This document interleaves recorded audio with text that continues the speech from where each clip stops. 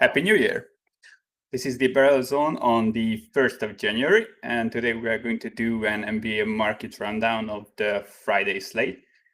This will be a short daily sports betting podcast where I'll go through the daily slates of NBA, NHL, and later in the year MLB, and I'll try to get ahead of the line moves before they happen. If you have any comments or feedback, please hit me up on Twitter at the Barrel Zone.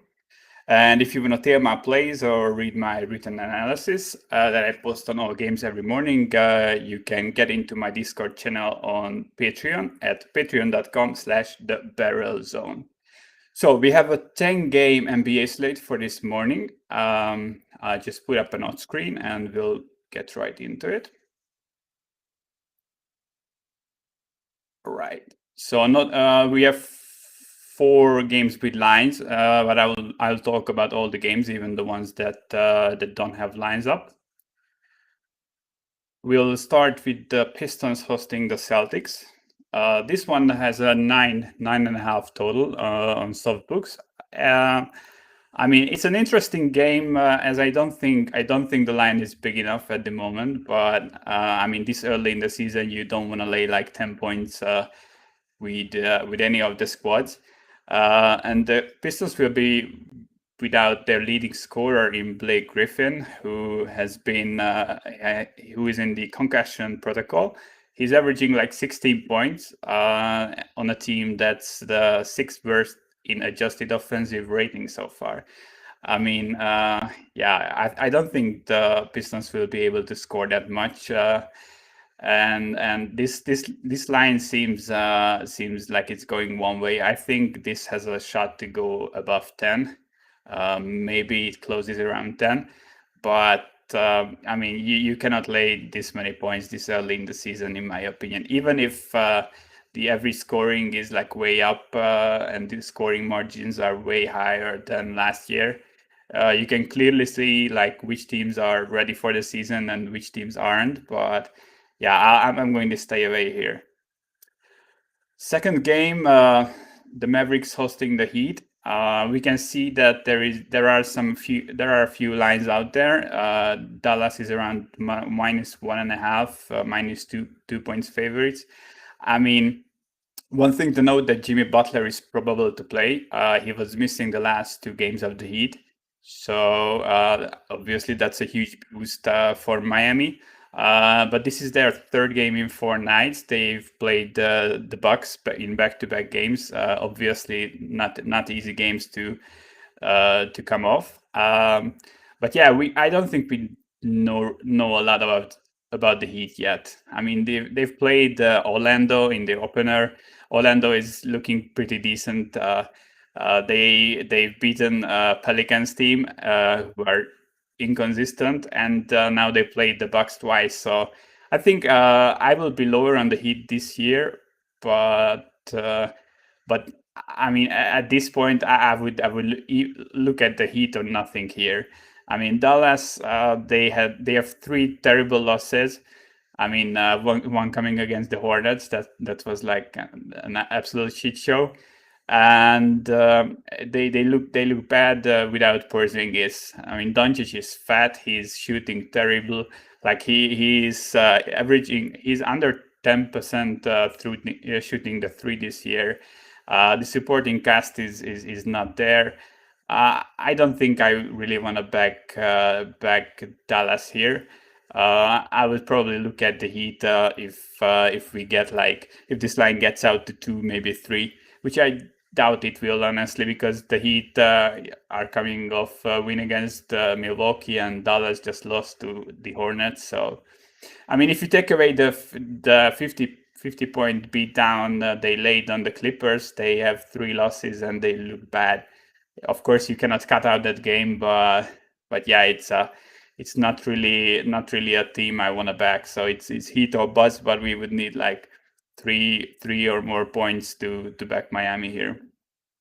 All right, this is an interesting game. So it's Memphis at Charlotte. Charlotte has been pretty good so far. They have like a +6 adjusted net rating, playing some really good basketball. They have a good bench, some good youngsters. They won't be like a world beater team, but they can win some games, and what I've seen so far is pretty promising. And for Memphis, this will be the second full game without Morant. I mean, he's the leading scorer, the leading ball handler. He's a huge loss, obviously, and this line would be around Hornets -1, 1.5 if he was playing. So basically, the question you have to ask is how much does he worth? I mean, what the adjustment should be here? And I don't think this current adjustment is enough. I mean, I always say, and we always say, like top players, like they are worth like 2.5, 3 points to the spread, stuff like that. But it's I think it's a bit different here. It's like similar to the Curry situation and Golden State last season. I mean, he without him the team just falls apart, and he may be worth like 5 or 6 points to the spread. We won't see this yet, but we will see down the line. And of course, JJJ is also out still for Memphis, and the rest of the cast is just either role players or just bad players. In the last game, I think the top scorer was Valanciunas against Boston. I mean, that's a problem. I mean, he's a good dude. He is good at what he's doing, but he's not like your team's leading scorer.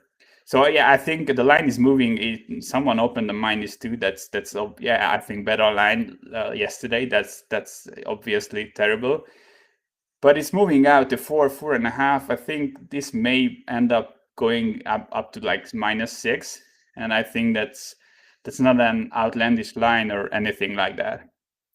All right, next game, Brooklyn Nets, Atlanta Hawks.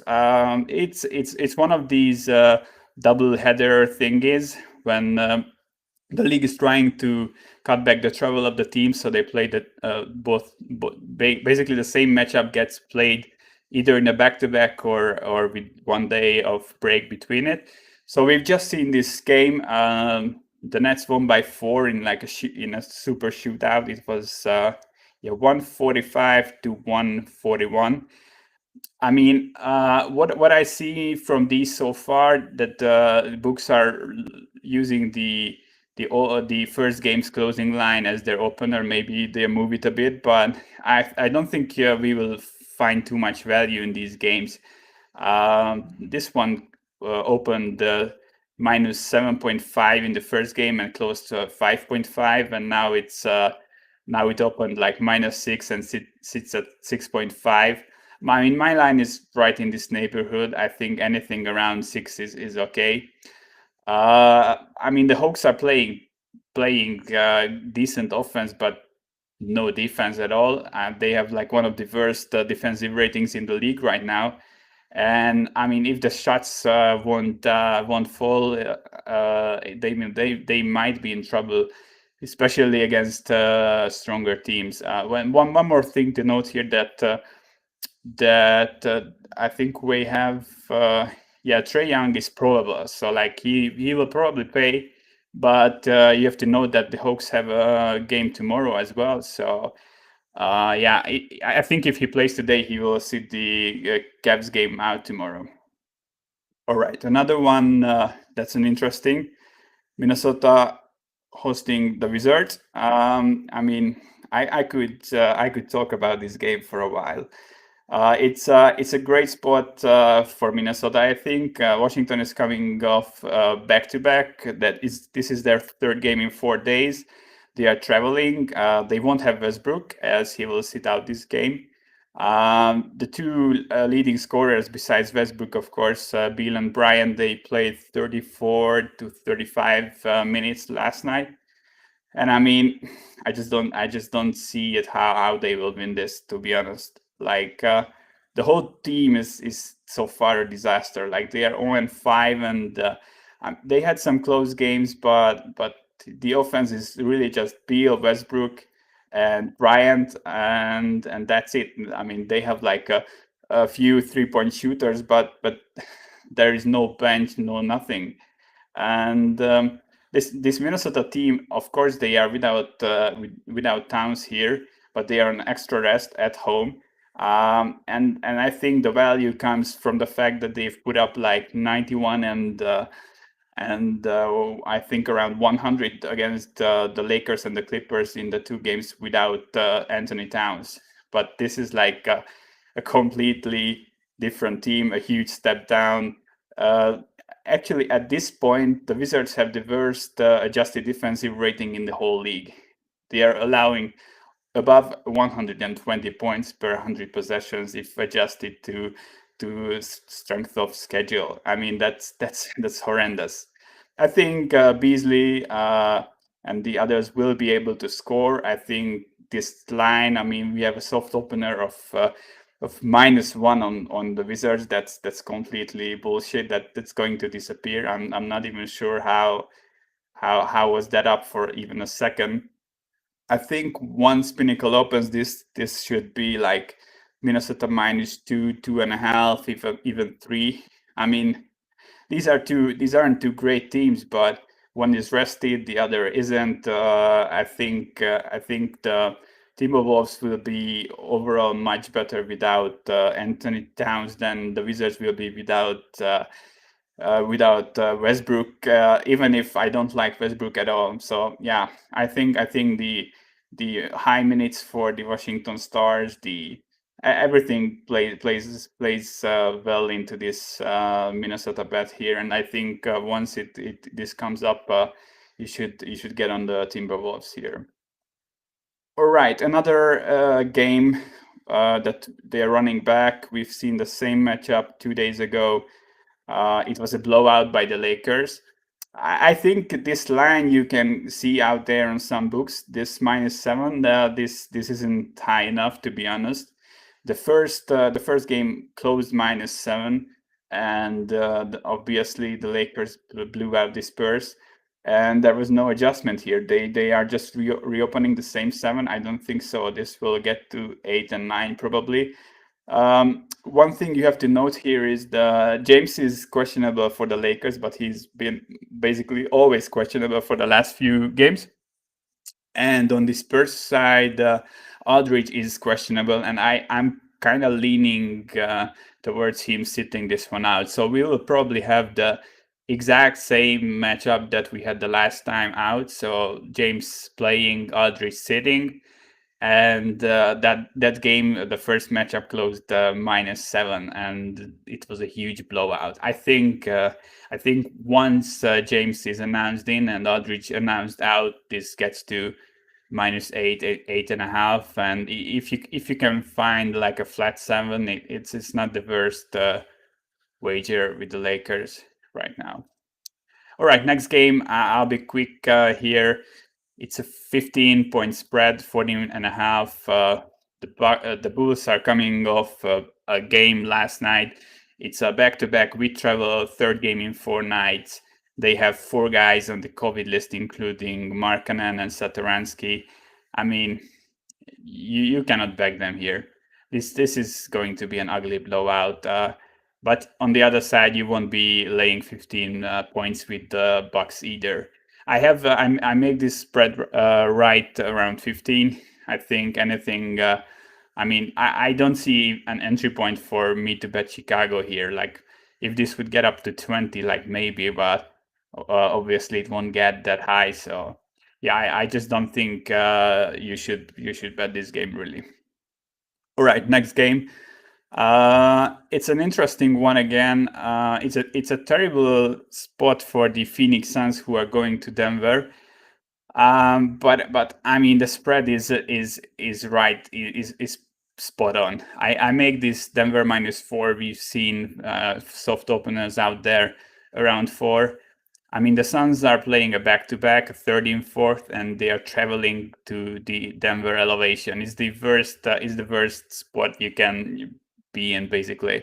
And the Nuggets are playing on extra rest. So yeah, everything sets up for a Denver bet here, but I just can't do it. I mean, what we've seen from Denver so far is ugly. I mean, they have Jokic is playing like an MVP. I don't have a problem with Jokic, and they have the new addition MPJ who is starting, and he has a pretty high efficiency rating as well. Yeah, Jokic has like a 30 player efficiency rating, and MPJ has a 26, but everyone else is at like 15 or below. So basically, two guys are playing well, the rest aren't. They are the third worst team in adjusted defensive rating right now. The bench is just super weak. They have chemistry issues in the starting lineup after adding MPJ. So I mean, it's I have to see. They might fix this. They might fix this even right here. I mean, we know Denver has the talent. They are a good team, and this is this what really sets up amazingly for them. But I just need to see it before I can back them. I mean, Phoenix is playing like really good right now, and even if in this spot that's like really favors Denver, I mean, I just cannot pull the trigger. And as I said, my line is right around Denver -4. So if this would come down to maybe like a 2, I could get it on Denver. But yeah, I cannot back the Suns in this spot. I think Denver probably comes away with the win here, but I'll be happy to sit this one out. All right, we have two more games left. One is the Jazz Clippers. The Jazz have played Phoenix last night, of course. They lost, so they are also in a back-to-back, but it was a home back-to-back, so there is no travel involved here. The problem is that their starters average around 35 minutes as well, so it's they won't be on fresh legs, to say at least. And I really don't like the matchup. I think I'm really high on the Clippers. I think while I think the line is correct, so I make this around 3.5 to 4, favoring the Clippers. I mean, the Jazz are really depending on like second chance points and points in the paint being physical, and the Clippers know how to shut that down. I mean, it's low sample size, but even with the blowout loss against the Mavericks, they are the fourth best team. I mean, they are giving up the fourth least second chance points and fourth least points in the paint. They just know how to stop these big physical teams who play this type of basketball. So I mean, this really again is like, to me, Clippers are nothing, but I just don't see this coming down from 3.5 to 4. As the Jazz just lost to Phoenix, and they are obviously tired, and the Clippers looked amazing besides the Dallas loss, which as I said when I was talking about Dallas, I mean, that was a fluky game. Neither team played that way before or after. I'm just throwing that out and don't really looking at that game. So yeah, the Clippers are a great team, one of the best teams in the West, and this really sets up well for them. I think at a flat 3, I would back them, but as I said, I doubt we will get there. All right, last game is the Golden State Warriors hosting the Blazers. Another interesting game. I show some line value on Golden State, but I'm not going to bet them here. I need to see a bit more, to be honest, from them. It's a good buy low spot as they get Draymond Green back. Obviously, he will be a huge help, and he's needed badly. Um, Kelly Oubre is shooting like 15% from the floor or something amazing. He's below 5% from the 3-point range. Obviously, he will get better. He's a good player. I mean, the only way Golden State can go, I think, is up from here. I don't really buy Portland that much. I make this spread like 2.5, 3. So I think there is clear value on Golden State now, um, especially if Green plays decent minutes. I'm not sure if he will be on any minutes restrictions or anything like that. But yeah, I mean, if you want to bet Golden State, I don't blame you. But you cannot really lay 4 points with Portland here, as they are, I think, a bit overpriced. So yeah, that's it for today. Not a lot of good spots, to be honest. It's a 10-game slate, but I don't really like that many spots. Maybe the Lakers line, yeah, it will go to 8.5. I think you can bet the Warriors if you would like, but as I said, I'm sitting that one out. I kind of like Minnesota, and yeah, and that's about it. Oh, and of course Charlotte. But yeah, it's not a really bettable slate today. And yeah, we have the rematch games. We won't really find, I think, line value there through the season. This will be the trend that they will just reopen the closing line and maybe move it like half a point. And yeah, they are just getting a bit smarter about this. All right, I'm going to wrap this up. Message me on Twitter if you have any comments, feedbacks, or anything like that. If you want to tell my players, you can go to patreon.com/thebarrelzone. And I'll see you tomorrow. We will have like a short 6-game slate, but it's an interesting one.